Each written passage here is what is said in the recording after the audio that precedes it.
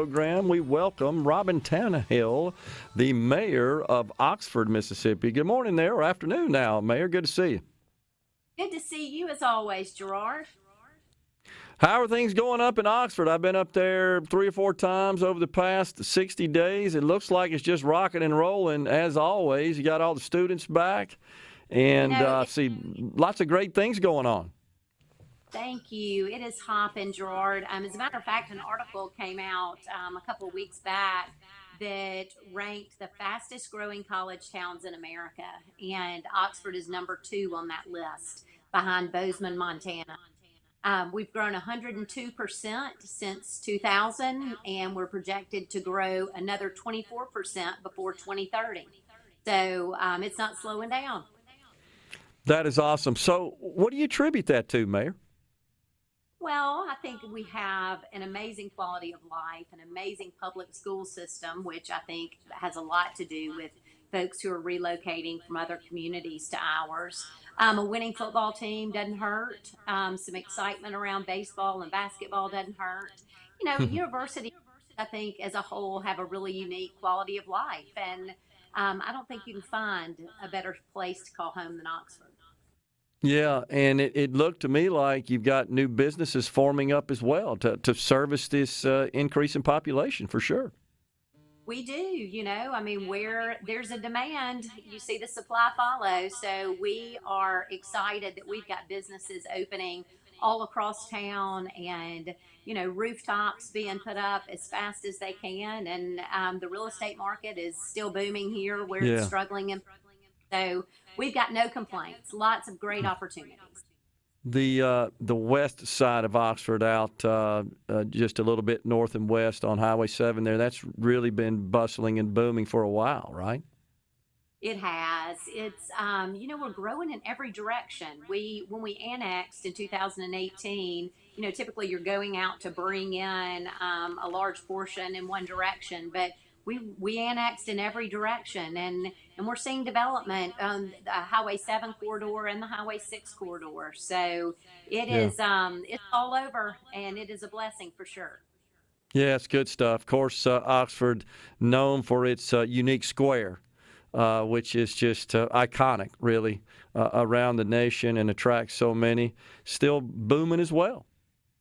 It is. We are very, very lucky to still have our downtown square be our thriving central business district. So many small towns lost their downtowns when their Walmarts came up on the highway, and everything kind of moved out of town to be in strip centers along a highway, and that never happened here. And so our square continues to be our thriving downtown business district. And with the addition of outdoor dining that we implemented a few years back, and some public art, we just redid an area of the square to make it a pocket park. And we've been having live music there on Thursday evenings, and it's a lively square for sure. This weekend, really cool. Yeah, really absolutely. It'll be crazy, won't it? It will. Looking forward to that. I was at a breakfast with the governor this morning, a little event, and I was talking to him, and he asked me who I had on the program today and mentioned that you were going to be on, and he shared with me that he thinks you're doing a great job. I just want to let you know that. He told me that this morning at that event. I appreciate that. We all just have to pull the rope in the same direction, and there's so many great communities and hardworking mayors across the state, and I appreciate that support from our governor, and he is always supportive of Oxford, and we appreciate that. Absolutely. All right, let's talk about something that is a little less fun to talk about, shall we say, but it's something that needs to be addressed, and it's certainly a subject which I have addressed considerably here on the program, and that's the Public Employees Retirement System, PERS, as it is known. As you know, the Board of Trustees, they adopted new policy which will increase the employer contribution rate. It was scheduled to go into effect full 5 percentage points October 1, and just in a few days, but That was pushed back to July 1 of next year, and now it's going to be phased in, as you're well aware, over a 3-year period, 2, 2, and 1. But this is a financial burden on municipalities and school districts and counties, other political subdivisions that are not funded by the general fund in general. And so you guys got to come up with some money to pay for this additional expense. We do, Gerard. I actually went to Jackson August the 22nd, I think it was, when the Purge Board met in Jackson just to hear the discussion. And as you said, they took a vote that day to implement a 3-year phase-in employer contribution that will go from 17.4 to 22.4. So that's a 5% increase, as you stated, that will begin in July of 2024.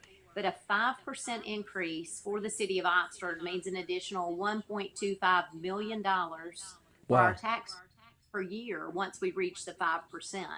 And, that's already in place. So we did have to budget in our budget that begins October 1st for 1/4 of that 19.4%, which will be our employer contribution beginning July 1st.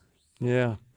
Well, clearly some other mayors and other city leaders, county leaders have concerns. Mayor, because I think this is why we saw the board sort of back off on this full 5 percentage points in October and move it back to July and now decide to phase it in. So I think they've received some expression of concerns. I know Mayor Toby Barker of Hattiesburg's been on the program. He, of course, serves as president of the Mississippi Municipal League this year. And he said he'd been getting lots of calls as well from mayors around the state. Absolutely. The 5% is certainly a financial burden for us immediately, but probably the more concerning vote that the Purge Board took was lowering the annual assumed rate of return to 7%. Current level of 7.55%. And when they did that, the PERS executive director said at that meeting that this would almost certainly mean a further increase in employer contributions, probably another 5%. So that would push our rate to 27%. And that's a 10% overall increase in employer contributions. And I would guess that 10% would probably be phased in at 2% a year, but the Purge Board didn't discuss that.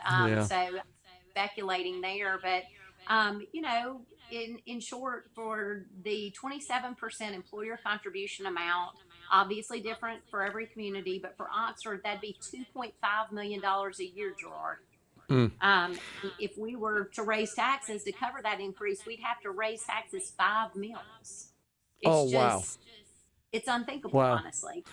Yeah. Yeah, and I got to believe, Mayor, that numerous other cities and towns across the state would be facing that same sort of dilemma and have to make some hard decisions about raising property taxes. That wouldn't be any fun. Well, it's a hard pill to swallow for every community, and different cities and communities will have to take different approaches on how they deal with it. I mean, they're in every community where you can raise their taxes and people be able to then afford to live there. And so, looking at communities that are thinking about cutting services or dedicating all the growth that they have just to PERS. And, essentially the hard part is that this is shifting the burden of providing long-term benefits to local governments. And, that even more frightening is also counties and school districts will be dealing with this exact same employer contribution. So, residents could see their city taxes, their county taxes, and their school taxes all increase at the same time. And that's frightening for communities. Yeah, no doubt. I'm sure we're going to see a lot of buzz in the legislature once they convene in January and get under the dome there. And speaking of which, a couple of minutes left. Anything else on your radar there, Mayor, that you've talked to your delegation or just state leaders about that you need? Yeah, we do see that, this is a real opportunity for our legislature to help us come up with a solution, both short-term and long-term, for PERS. And we believe, and I'm sure Mayor Barker used this term when he was on your show, he kind of coined this term at the beginning, we started talking about Purge, but there's got to be shared sacrifice. Yeah. And so we will continue to talk to our legislators about that, and we'll continue to seek funding for infrastructure projects. As you've heard me say, we're a town of 28,000, but this weekend when LSU rolls in, we'll be over 250,000. That's incredible. I look forward to it. Mayor, always enjoy talking to you. Thanks for coming on. I'm sure we'll be talking soon. Appreciate it.